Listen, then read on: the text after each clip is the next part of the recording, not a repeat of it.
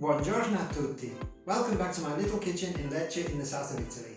My name's Francesco and today I'm going to make Scarola ripiena, which is escarole with a filling made of breadcrumbs, red onion, some sun-dried tomatoes, salted ricotta, fresh mint and a little bit of chili. It's a very simple dish, but it's a great combination of flavors because the escarole is slightly bitter, the tomatoes are slightly tangy, the onion is sweet, the mint is fresh, the ricotta is salty, the chili is going to give just a little bit of heat to balance everything, and it all comes together really well.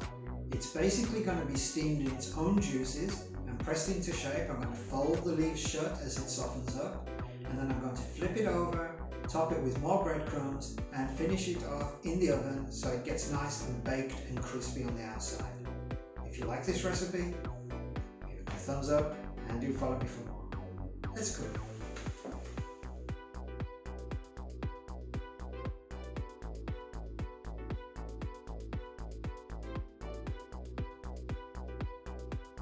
For today's recipe you are going to need escarole, breadcrumbs, salted ricotta, sun-dried tomatoes, mint, red onion and fresh chili peppers.